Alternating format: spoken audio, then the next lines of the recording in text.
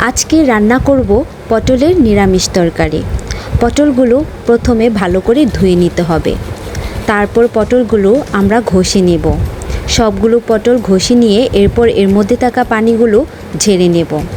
তারপর আমরা এতে দিয়ে দেব মরিচের গুঁড়া, আদা বাটা, জিরা বাটা, ধনে গুঁড়া, চাল বাটা, কালি জিরা, হলুদ গুঁড়ো এবং সুজি ও একটু বেসন নিয়ে মেখে নেব।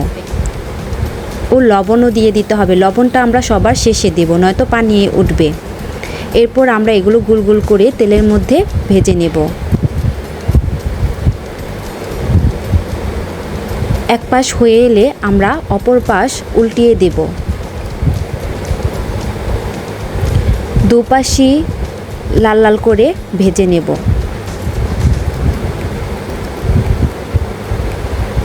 পটলগুলো লাল লাল হয়ে এসেছে। এখন আমরা এগুলো নামিয়ে নিব। তারপর একই পদ্ধতিতে বাকি যেগুলো রয়েছে সেগুলো আমরা দুপাশ ভেজে নিয়ে নামিয়ে ফেলব। এরপর আমরা তেলের মধ্যে দিয়ে দেব গরম মশলা, দারুচিনি, এলাচি, শুকনো মরিচ, তেজপাতা, পাঁচফোড়ন, এগুলো দিয়ে ভেজে নেব। একটু ভেজে নেওয়ার পর এর মধ্যে দিয়ে দেব আলুগুলো একটু ভেজে নেব।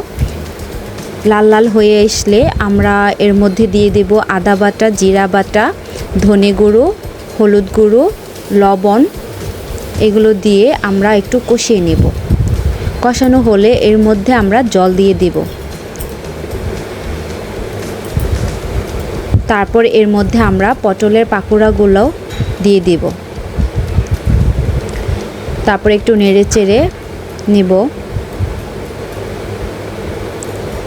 আলুগুলো সিদ্ধ না হওয়া পর্যন্ত আমরা একটু অপেক্ষা করব। জলটা ঘন হয়ে এসেছে, আলুগুলোও সিদ্ধ হয়ে গেছে। আমাদের তৈরি হয়ে গেল আজকে পটলের নিরামিষ তরকারি। সবাই এটা ট্রাই করে দেখবেন, খুবই মজার, খেতে খুবই ভালো লাগবে। ধন্যবাদ সবাইকে।